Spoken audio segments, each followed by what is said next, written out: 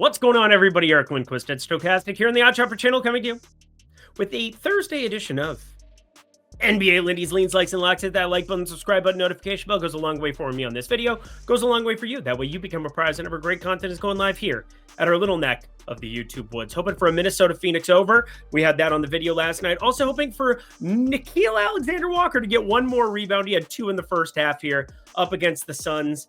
Yeah, you're damn right. I bet the over of 2.5 rebounds for him. What a time to be alive. Naz Reid ruled out from the middle of nowhere. But if you follow my threads over at Eric Lindquist, you can go through all the analysis that I break down. Obviously, these videos, they go a little bit faster. I can't necessarily write the novels that I can definitely write over on X for you. Talk you through the ins and outs of the 5-game slate here on Thursday. But Wednesday, just barely keeping my head above water. Actually, there's a Golden State play that I still want to double check here before that game starts. Starts in like around 30 minutes. Hey, Adam Silver, maybe start your games on time. That'll help save the viewing experience. You don't have to trim 2 minutes off of each quarter. What are we actually doing here? I'm actually just trying to keep my head above water. Daniel Gafford lock came through in a big way. Needed that one because I ended up on J-Val. That did not come through. We'll talk about that one now. Let's party, though. Producer Jacob's ready. I'll talk Lindy 50 as well. You can sign up for that at the link below. Let's get to the picks. I'm probably just going to copy-paste some of the analysis from yesterday about Washington.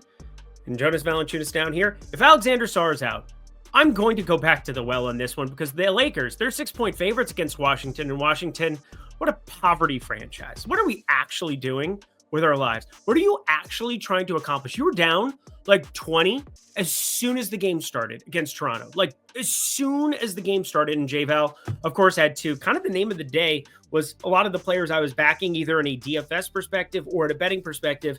Foul trouble all over the place. Fouls for you. Even this Tyson character who started for Cleveland. Fouls for you. You get 2 and you get 2. And guys fighting through foul trouble throughout. But anywho, we got the Lakers. They're going to be fighting tooth and nail, trying to deal with a Washington team that, again, they're only 6-point favorites because they're rolling out Bronny James for 15 minutes. That's not going to happen again in this game. JJ, come on, buddy. JJ Redick, my favorite Dookie of all time. We got to figure our stuff out here, my guy. But anyway, Washington on the other side is so bad, so egregious, and they're the ones on the back-to-back. Yeah, the Lakers, they trade Anthony Davis in to have, not a rest advantage, but they are the ones with the rest advantage here, so it is what it is. As for LeBron, he is questionable for this one. Left foot injury management. I think that's a lot ado about nothing because the Lakers, if you do want to have your front office try to make a move, they don't dance now, they make money moves.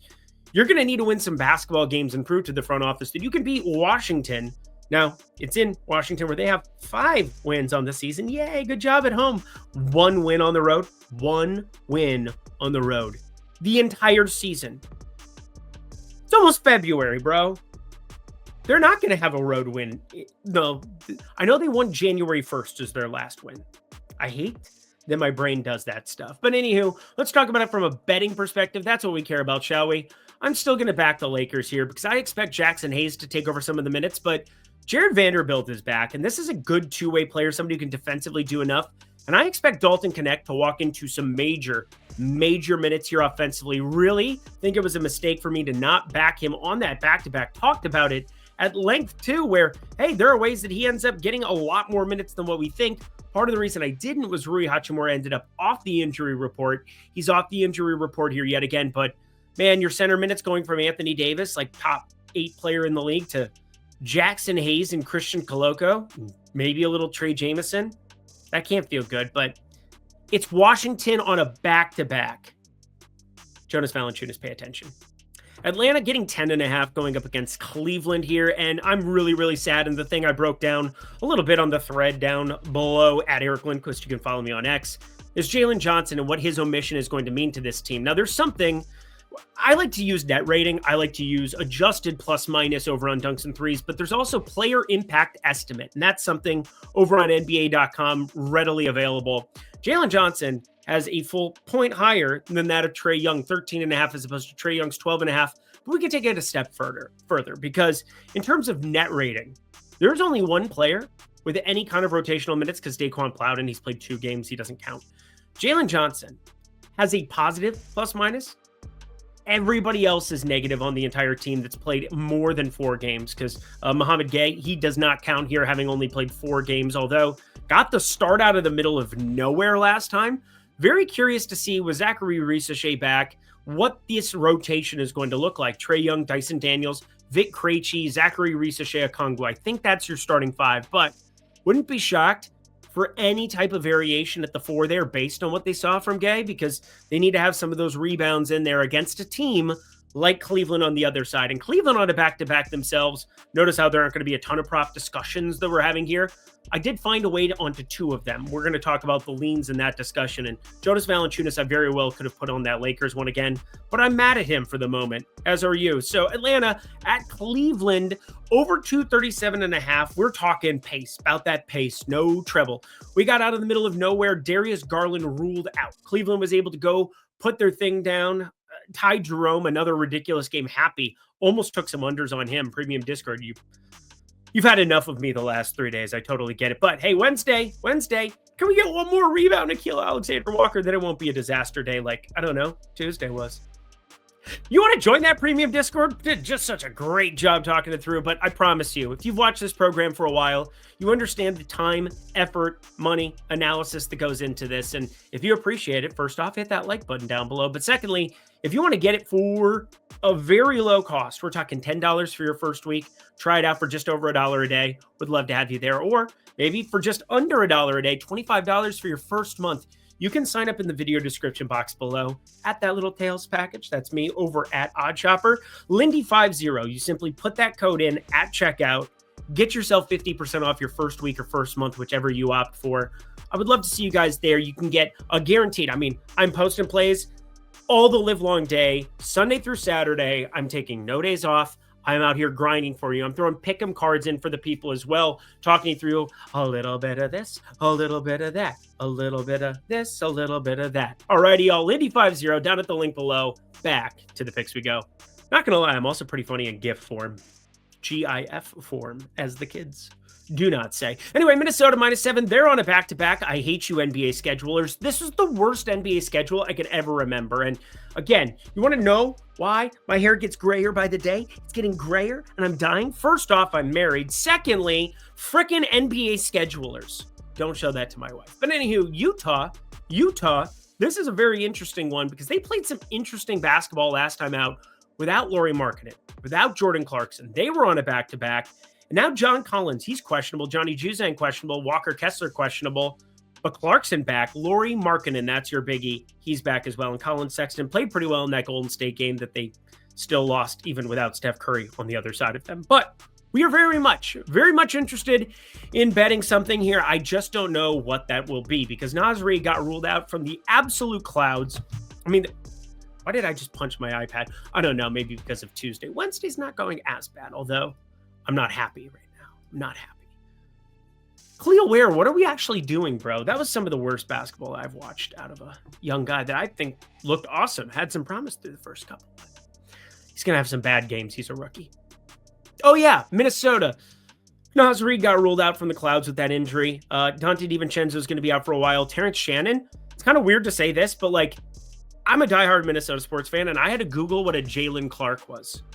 I didn't know who that was. Apparently he went to UCLA too, 6'4". Looked nice, had a rebound and an assist in that stint in the second quarter. But again, didn't know who it was checking into the basketball game, and I do this for a living. Now, that could be one of two things. One, a little bit of a problem on my end. But secondly, it could also just mean that Minnesota is very, very, very, very shorthanded in the guard department. And I think there is a good chance that Mike Conley rests on a back-to-back purely because, well, going to be playing more minutes tonight than I expected him probably to. So that's kind of what that comes down to going up against the Suns. This is one that Minnesota can still, without Mike Conley, find ways to just have handle the basketball. Julius Randle handled the basketball. He played point forward basically at times in New York. I don't have a ton of issues with that, but it's dicey. Minnesota -7, my currently best play, and that's partially hinging on Collins and Kessler because I would not want to have any part of that whatsoever, and I would actually flip that to the Utah side if both of them are in, considering Minnesota's on the back-to-back. But let's throw this in as well. Rudy Gobert. Saw a lot of people on his rebound props going up against the Suns, considering I don't know. Ivica Zubats just got done eviscerating them. Don't worry, I had the under. Good call on that one. But I look at the rebound numbers here in this first half from Rudy Gobert. He had a grand total of 3 of them. I think he's going to burn a lot of people over on X. It's kind of those flop leg spots. If you don't have Kessler out there, if you don't have Collins out there, Rudy Gobert in his old stomping grounds, he likes to get down. He likes to get down. He likes to do. Next game. COVID times. Those are fun, right? Houston +4 taking on Memphis. Boy, oh boy, oh boy, oh boy. Memphis is driving me absolutely apeshit. But here's the thing, friends. I broke it down a lot over on X at Eric Lindquist. Again, I haven't posted that thread yet. I'll probably do it in like an hour, hour and a half. Got some stuff to clean up. But went into a little bit of the pace metrics of why they're driving me so batshit crazy.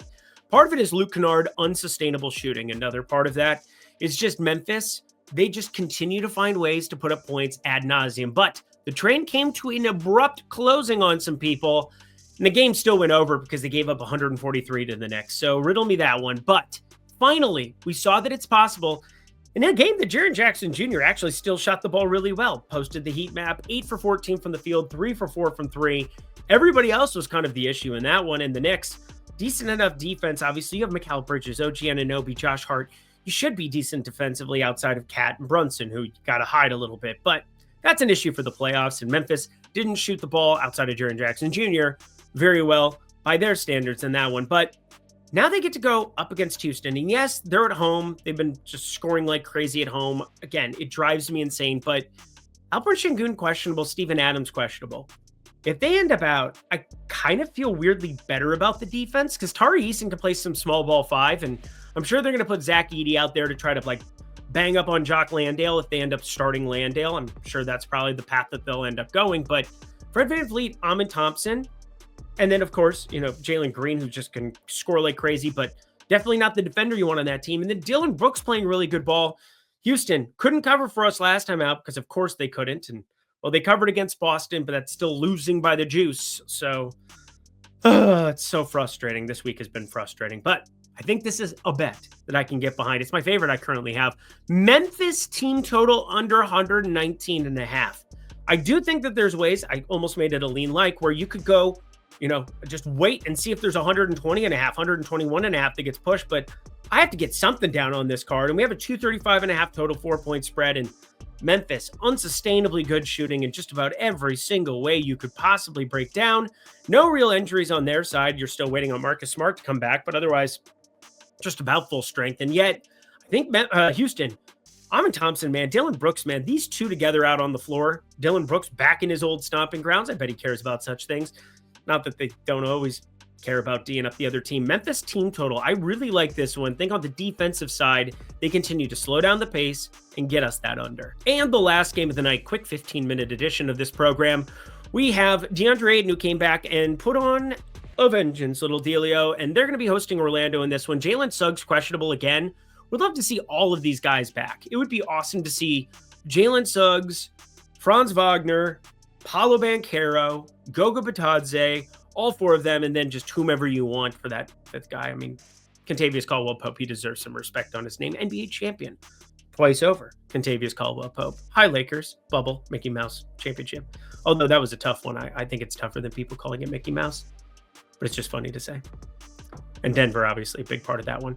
Remember when Mike Malone then said he was going to absolutely no doubt about it, no matter what, have an absolute spot there waiting for Kentavious Caldwell-Pope, and he ditches out. He departs, and now he's there yonder way. He's gone. He's in Orlando. Guys, I don't have a lot to talk about with this one. Over 210.5 is the thing that stands out the most. Paolo Banchero, 30-plus points, considering the usage. Alongside Franz Wagner, I expect to go up a little bit more than what we've seen of late, although we saw 40-minute upside from him. 37 minutes last time out. I mean, he's immediately back. Franz Wagner, I think, going to be immediately back here, too. I think we just kind of sit on this one. I think we just chill for now. There's going to be something to mine out against Portland, but waiting on Jeremy Grant news on their side. That's a biggie. That's a biggie, and Jalen Suggs, obviously, a biggie, too. And that does it for a back-to-back laden Thursday edition of NBA Lindy's Leans, Likes, and Locks. Head to the comment section below. Let me know your favorite plays that exist on the board. Going to be breaking down a thread of Lindy's Leans, Likes, and Locks, talking about props as they open up throughout the night here on Wednesday night into Thursday's slate. Give that a like. Take a look. It's in our book, Reading Rainbow. Thank you, producer Jacob. Until next time, friends, I'm Eric Lindquist. Thank God we got a lock through on this program, at least. Lost another one in the premium Discord. God. Should really just give them a raffle. You guys are the best. Sticking with me.